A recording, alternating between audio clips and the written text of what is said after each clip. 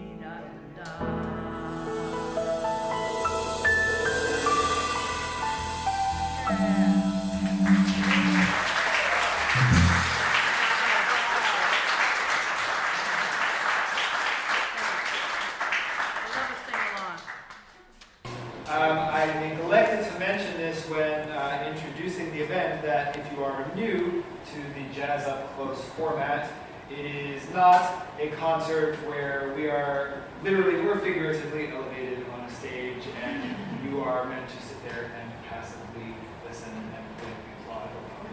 These two. But this is a dialogue. We're breaking down the fourth wall and engaging the community, which is fun.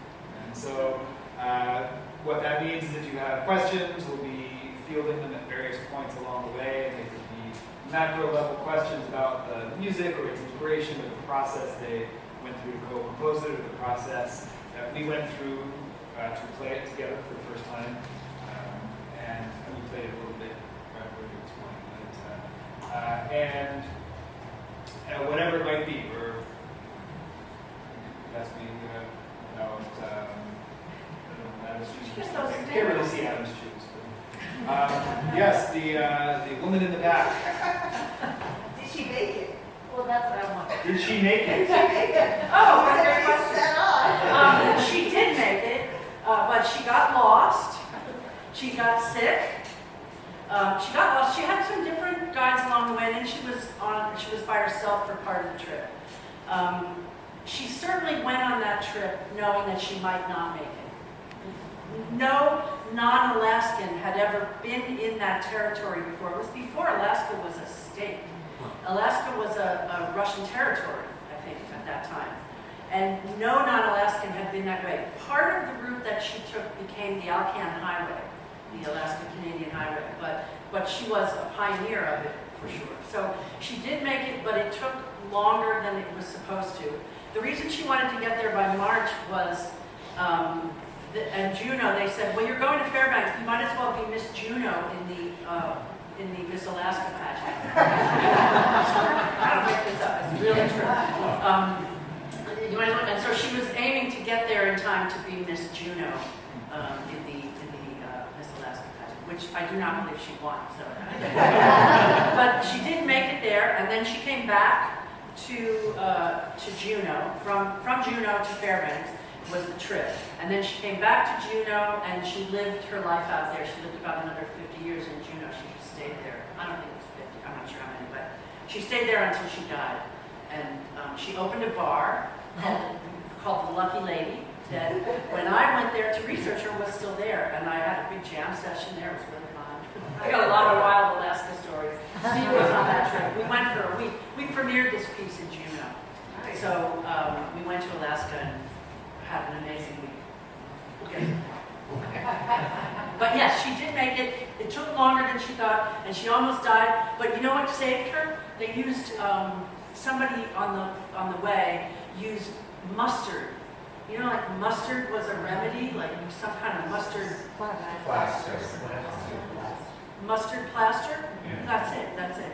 And they used that on her, and she was well again. So, went on. Is the Lucky Lady still open? I believe it is. I'm not sure if it survived the pandemic. It's in Juneau? It is in Juneau. I have a friend going to Alaska Thursday. Oh, well, in Juneau, it's right in the middle of town, in Juneau. It's right in the middle of town, if it's still there.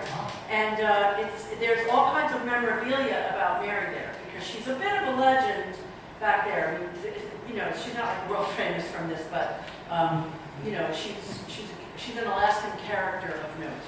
Yeah. Did she really leave her maps on the table? She really left her maps on the table. And she just kept going. This is what I'm saying. She knew she might or might not make it through this trip. I think she was ready to just do or die. Yeah. Yeah, without her maps. And she didn't go back. Because she was already like into the trip a little bit. So that's my family. Do we have any other questions before we continue? What time did we go to? I don't know how long we're doing this. 3:30-ish. 3:30, okay. Just to know. Yes, ourselves accordingly. Well, I want to add, so Claire, when she called me about this project, I didn't know who your choice was, but there's a book, right? So I got a copy of this book, which was My cousin wrote it. Okay. It's a journal of the trip. So, should we pass it around so people can see what she looks like? Yeah, pass it around. What do you I don't think? know, like, if you might just see what she looks like and all that. So, you know, read the book and Claire and I we would get together routinely and we were like, okay, so what are some themes like that we can dive into? It wasn't really about the music even at the beginning. It was more about just how do we celebrate her life, how do we bring this all to life, you know, her ideas and all that. So anyway, we started with the book, and then, yeah, we just got these themes of like, definitely a pioneer spirit, you know, like really our type of spirit, courageous, the idea of like just, you know, nothing to lose and just going forward. So I think these ideas underpinned a lot of the music that we ended up recording. And it was fun. We went up to premiere the piece, or the whole project. It was great. We played for school, we played concerts in town, we met volunteers. I met some, just when I was kind of wandering on my own, I had some spare time, I met people that knew her. And so yeah, she's kind of a legend up there. And so, Yeah. I'll say too, in the front, when you get the book, it comes by you. On like the third page, my great-grandparents, that's my great-grandparents. And on the next page, there's a picture of a family that Mary Joyce lived with my father's family, and my father's the little kid in the sailor suit. Jazz is enough about lineage, even without stories like this. This is taken into another level. This was a very inspiring thing. I read the book. My cousin published her journal. And I met Mary Joyce when I was a little kid. She came to visit us. And she was unlike anybody I've ever met. She was definitely different than everybody else, and I really liked her a lot. And I hadn't thought much about her. And then I got this book. My cousin published her journal. It's her journal from the trip. And I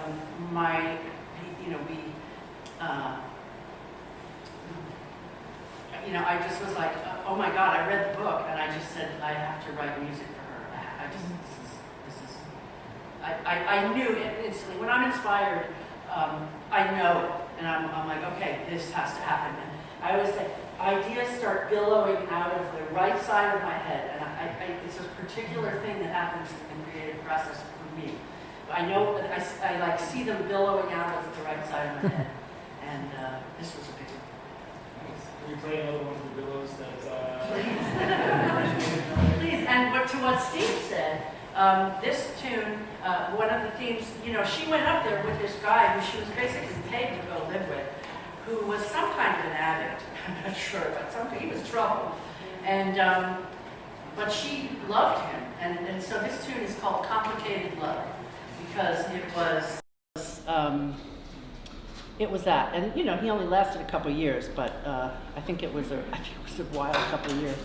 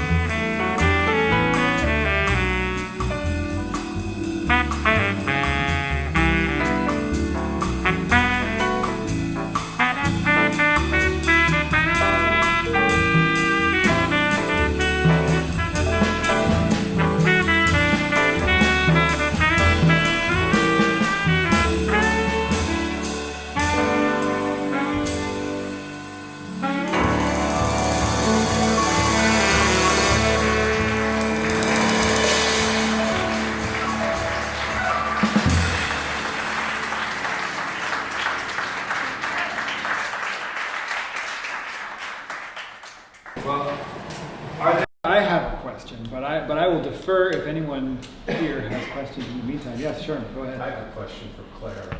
How did you pick the baritone sax, or how did the baritone sax pick you? That's more to the point. Yeah, I started on alto and played all the other horns in bands growing up and in my early career, and then I went and tried a baritone, and it picked me, and it's been my fate ever since. Yeah, a lot of people ask me that because why would you? It's 30 pounds of metal. You're going to hang it on your neck for the rest of your life and drag it around. But I do. It's about the sound. It resonated with me. I'm a low note person. I like the bass.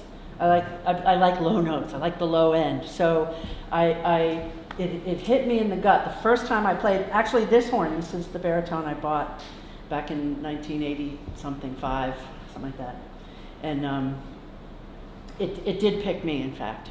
How long did it take you to switch to that? Because I started with the alto in elementary school and I went to the tenor, but. And you haven't gotten to the baritone yet? No, I would think, at elementary school, in first grade, if you were just hand someone in first grade that saxophone, it could boom. Yeah. No, most kids don't take it up until high school, at least. Yeah. But no, I played the alto for a long time. I went to Berkeley in the 70s, and I was there in the 1970s, or they were on the block, and as an alto player, I played that until 1985 or so when I found this, and then it really was no question. It was clear to me that this is where I live. I owned a tenor and a soprano that I played in a lot of different bands and working things. I was doubling on everything, and I thought, I'll get a bari, and then I can do more gigs because I have one more horn that I can be available on. But this took over my life instantly. What baritone players did you listen to when you were growing up? Well, growing up, I'm sure I saw a lot of them because I saw a lot of people play. But as I started seeing jazz when I was 12, so I've seen a lot of people, playing. But I'm not sure of all the bari players I did then. Some of my favorites are Serge Shaloff is absolutely my heart, and Leo Parker. The classics. I love Pepper Adams. He's the fastest. He's the granddaddy of burning baritone sax, what I refer to as machine gun baritone playing. But I say that lovingly. I completely, 100% love it and respect it. So they're all, Ronnie Cuber is really, Gary Smalley, they're all, there's a whole, I could make a list of most of the Joe Temperley, and I love different things about different ones. And about some I love their sound more, some I love what they play, some I love, just their sense of humor in the music comes through, like Serge and Leo Parker too. Thank you. They're my faves. So do you do all your composing on baritone, or do you use other voices? I used the piano for this, and I'm not a good piano player, but I was making melodies. I guess maybe I used my horn a little bit on a melody, just trying to do it, but I was trying to compose on piano, but I had Steve Hudson with me, so I didn't really have to do much of that. But the stuff I did on my own, I think I used that probably. If I may, I wanted to chime in, and you segued perfectly to the question I was going to ask, which is how collaborate. It's more common, I suppose, in composing or songwriting for there to be a lyricist and composer, but having two people collaborating on instrumental music, I'm really curious if there was a kind of uniform workflow to your process together, or if that varied from one movement to another.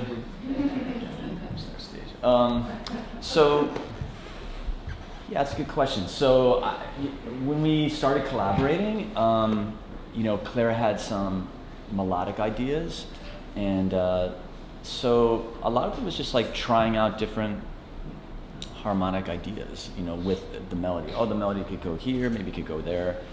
But it's really, at the end of the day, it's just two people in a room just trying to make it happen. There's no like, we're gonna take this approach, that approach, this approach. So one song could be like, oh, I have a melody, or Claire has a melody. A lot of them start, I think, with the melody in mind. And then another approach would be like, let's try to write something, like I was saying earlier, with this concept in mind, like when she just took off, and left like for her journey. So it's kind of messy too, right? It's like, it's not, I don't want to make it seem like, it's not like a clean process in the sense that we're literally two individuals just trying to come together as a team. And there's a lot of rewrites and right? And then, but it's weird, right? Because some stuff, I feel like writing music is strange in the sense of, and cool in this way too, where just because you have an idea and you work on that idea for a long period of time doesn't make it a good idea. It could just, it could just be an idea. So sometimes you gotta like know when to like retire that idea or let it go, but then sometimes it's not that way, right? And then sometimes, and you'll hear like pop musicians talk about this too. Like sometimes a song comes like literally like that, and it's just it's not fair how that happens. It just happens, So I don't know. So totally agree.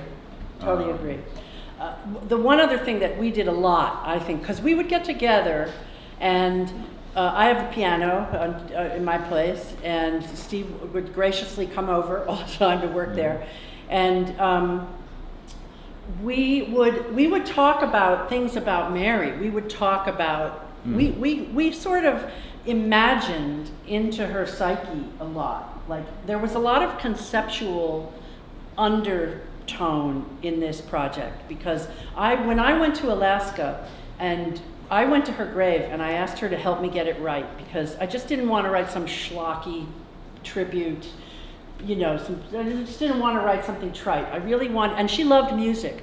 Her bar, the Lucky Lady, had 2 jukeboxes in it. Like she was a big music fan. So we did one of her, she loved the old song, When I Grow Too Old to Dream. And we did that on the record too in honor of her.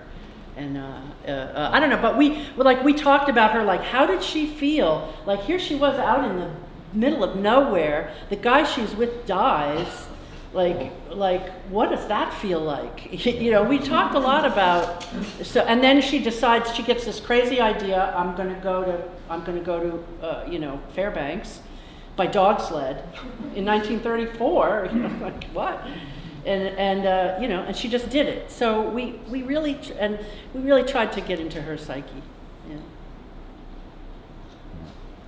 Anything else? Thank you. Did we answer the question? I think we did. You did? Okay. Thank you. Yeah. I would, I think let's play another one. Okay. Do you want to introduce this next one? Yeah, okay, so the next one, I can tell you about it. So here's the CD. By the way, can I take this moment to say about it? Please. So this is the CD. It's called the Mary Joyce Project. There's a box of them back there on the table. If you like the music, and if you have a CD player, because that's the other or you have a loved one with CD we player. can't take it for granted anymore, right? Or you know someone with one. We want you to take it. If you want to put a contribution into the box, we appreciate that too. But we would rather that you have the music and that these get to people that might enjoy it and enjoy listening to it. So please do that. There's a big box of them back there. Because I often say, I have CDs for sale, and I've also got some CD players if anybody needs to buy. It's just gotten like that now. You can't assume it anymore. But that all this to say, the cover is a picture of a lake. And it's a picture that I took on my crappy phone at the time of Kluane Lake. And it's north of Juneau. I forget the exact location now, but it was Mary's favorite part of the trip. And when I was there, I got out of the car and I just started screaming. She went through the lake. She went on over the lake by dog sled. It was frozen. She left in the middle of the winter in Alaska, and it was frozen. And I just could imagine her just going on this dog sled experience, screaming in the wind, like just having a howling good time. So that's the cover of the record. This tune is called Kluane. Wait, I have to do this.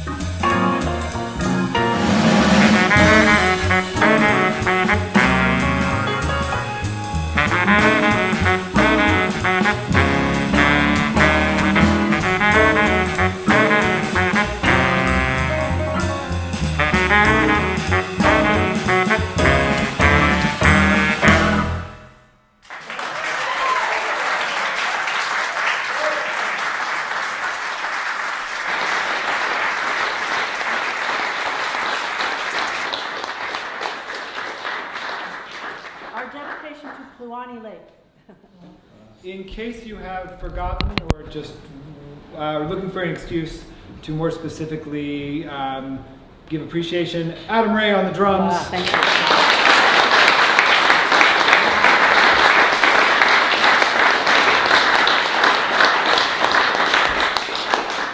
Henry Lugo on the double bass.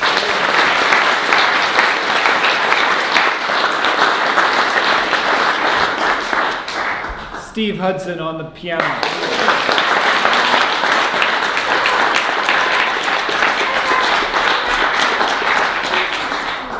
And you know he sounds good because I'm pretty territorial about this instrument, so for me to be that happy to let him have it. And Claire Daly on the baritone sax.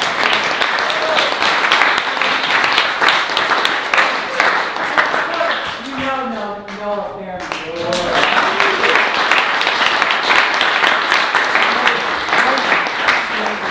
So, before you are regaled with more stories, are there any further questions or any questions that have come up along the way? How about that Yes. native drum? Oh yeah, great Oh, question. native drum. It's beautiful.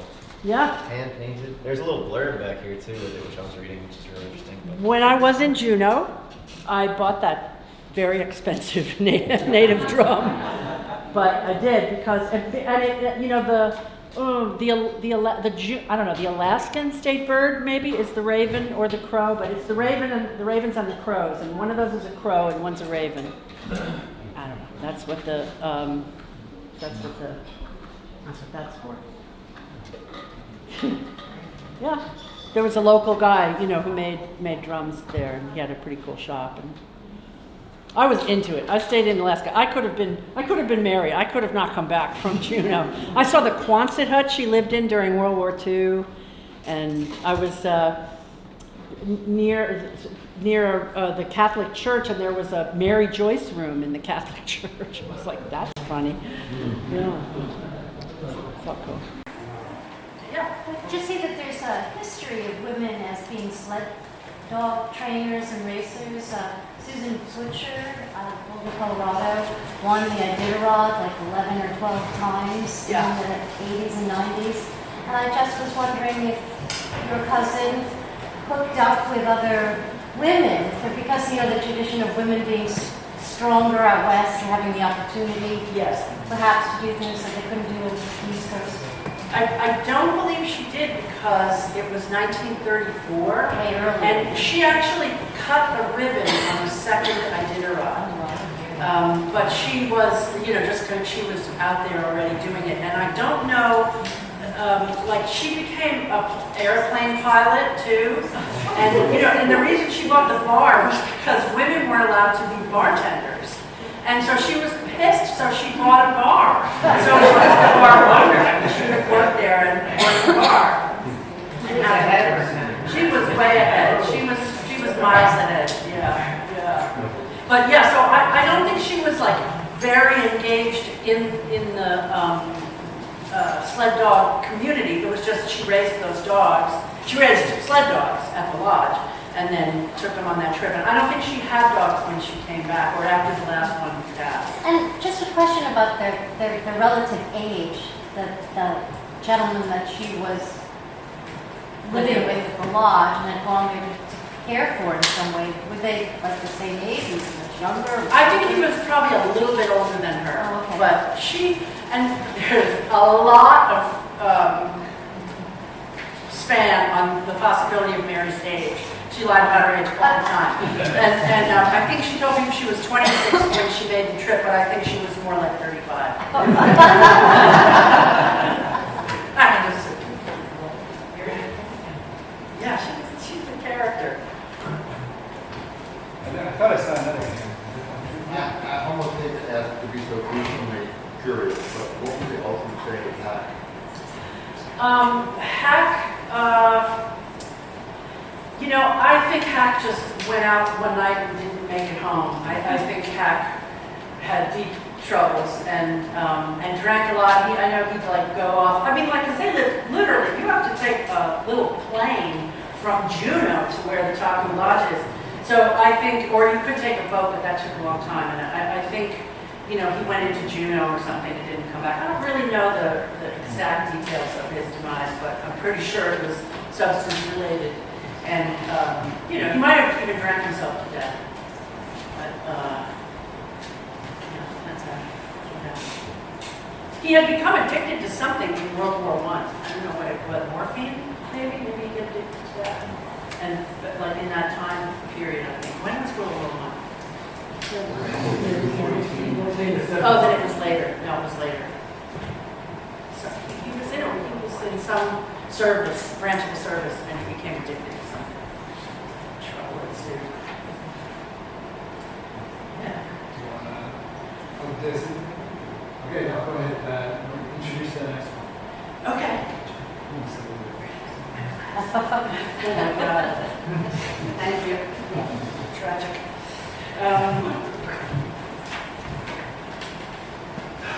Well, the next one, appropriately, we wrote, wait, is it this? Okay, never mind. Come back to that. All right, this is a tune of Steve's, flat out. I had nothing to do with this tune except I love it. I think it's beautiful. I hope I can sing it without crying. And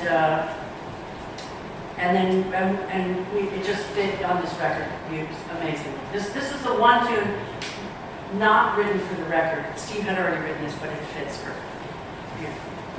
It's called Shine.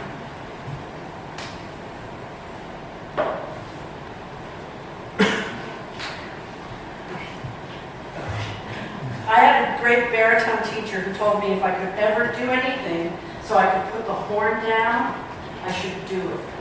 So I started singing on pitch.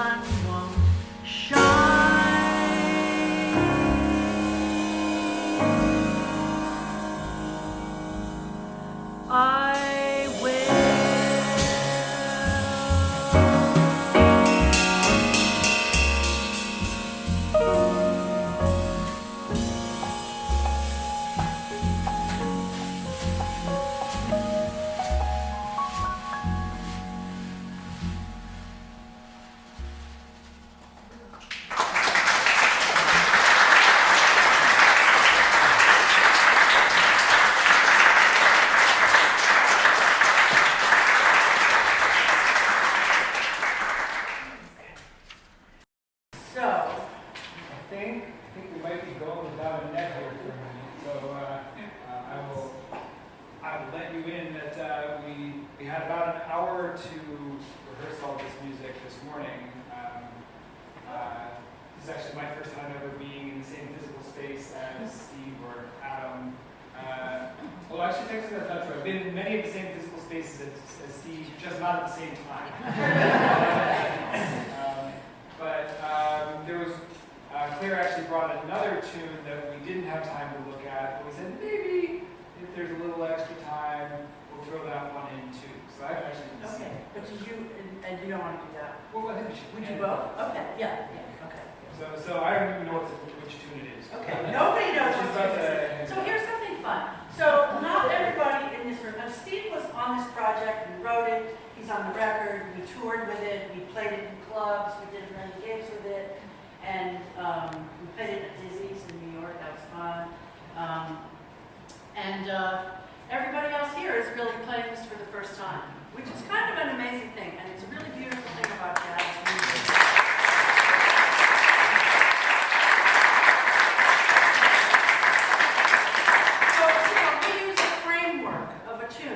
Framework of the lead sheet of a tune, and take it and we do whatever we do with it. So this will be a little experiment. We'll just try this tune.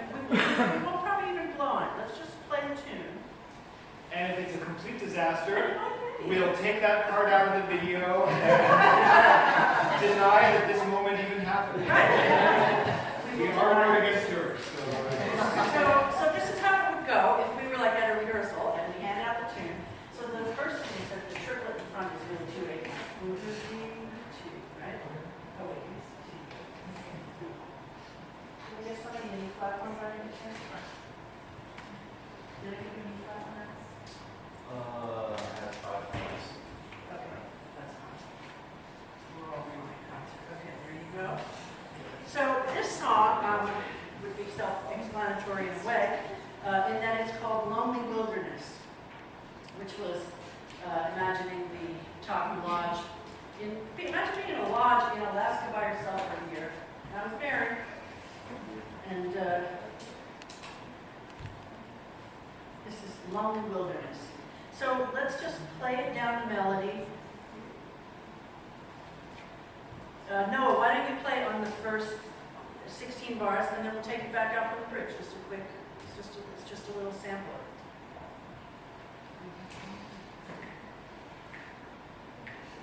1, 2, 1, 2.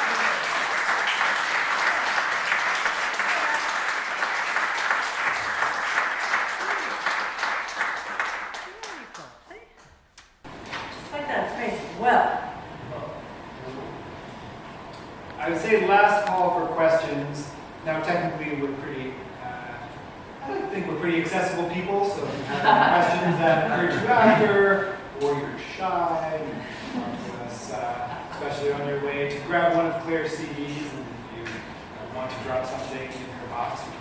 If you want to drop something in the box, immediately punch bowl back there, that helps. The series is the priority, for sure. Because I want you to just take the CDs. If you want it, it's, you know, take them. It's okay. You know, if you want to drop them, it's okay. But the other one thing I would say is I do have like 5 of the Mary Joyce books over here that I would sell if somebody wants to buy them. Just come up to me. Claire, I wonder how do you carry the weight with just the single strap? How observant of you. You know? I can only just say I've been doing it my whole life, so I must, like, I have these crazy muscles here, and whenever I get a massage, the first thing the person always says, oh my God, your shoulders are so tight. So I don't know, I just do it. I just don't even think about it. And I read a book called Healing Back Pain by Dr. John Sarno that is all about the mental aspect of a bad back, and it changed my life. My back is strong. You don't have problems with it. And it's really because I started believing that. It started happening. Because I had some problems. How much does it weigh? I think in the leather case it weighs about 28 pounds. So it's, you know, less. So it's, you know, less of minus a pound or so for the case. Then you could give her those baby carriers and adapt it. I have a case that has wheels, and it's made out of carbon fiber, which is what race cars are made out of. And it's very, very strong, and it's very great. fast also? It's fast. It's really fast. Yeah. No, but the trick is, it's even though carbon fiber is light substance, it's still heavier. I'm using the leather case except when I fly or travel. And then I take the carbon fiber. Do you buy a seat when you fly? I have had to twice. And once I was able to call and get my money back. Because I said, how did I get there with the thing on the plane? And I had to buy it on the way back. You know, this is awful. We won't start the airplane stories with the baritone. It is the bane of my existence. Somebody else, yeah, who else? On the CD, what instrumentation is on there? Good question. Baritone, I also play flute on the CD. Piano, bass, drums, and there's a human beatbox. There's a beatboxer on the CD. And he's brilliant, and he's got jazz, he really is.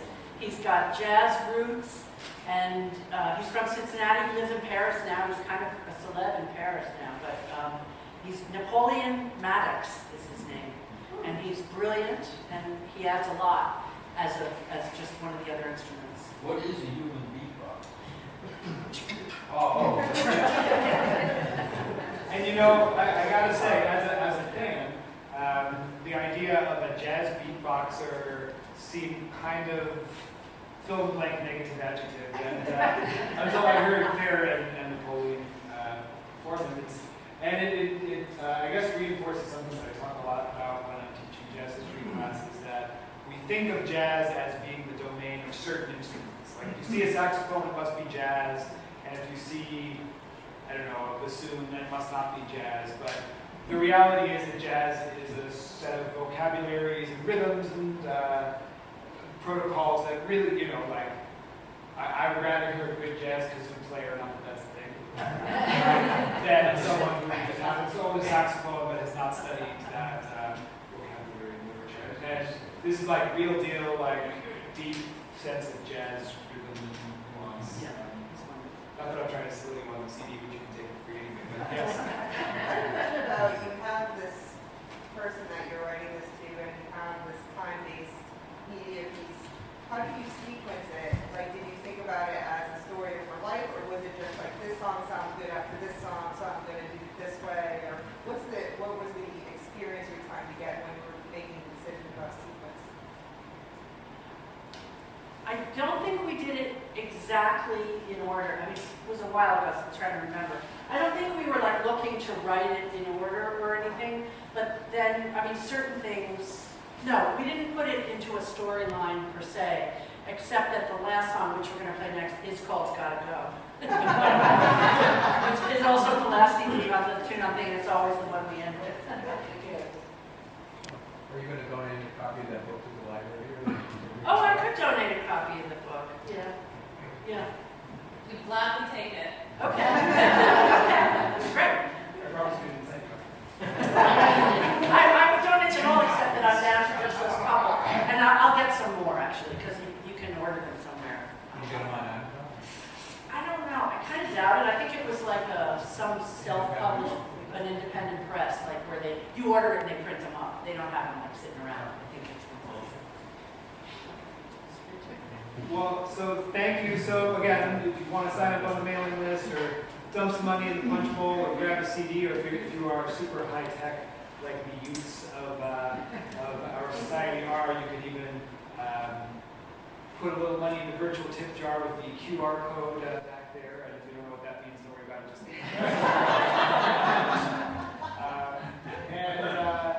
one more time, how about it for Adam Ray on the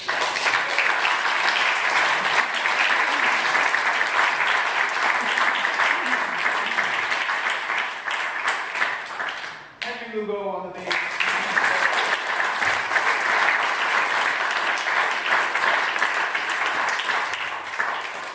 Daly on the baritone.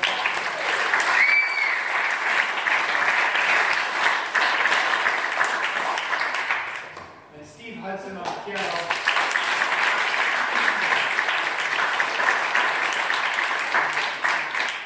And I gotta say, just so you can pat yourselves on the back or whatever you put with that. I don't want anybody to like hurt the rotator cuff or whatever. But whenever I'm in the process of explaining this series to the musicians who we're bringing in from out of town to visit, I explain to them what the vibe is here, and I'm grateful that I have yet to be proven wrong.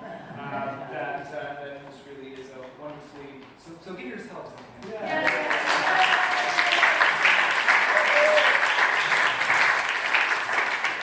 Yeah. With that, gotta go.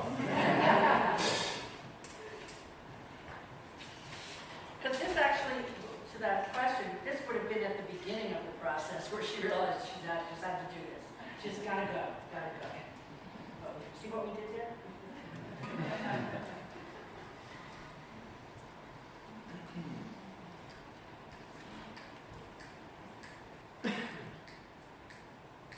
One, two, one. Oh,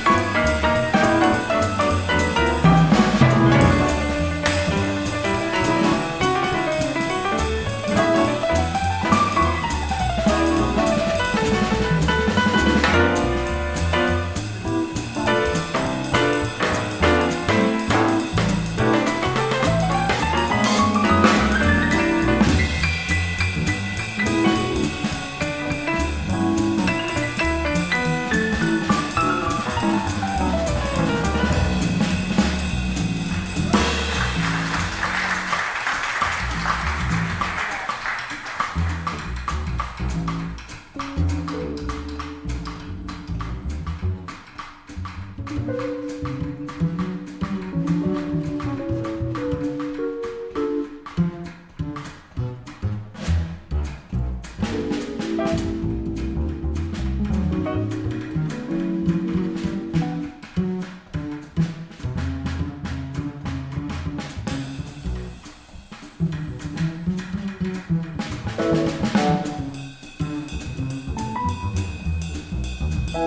you.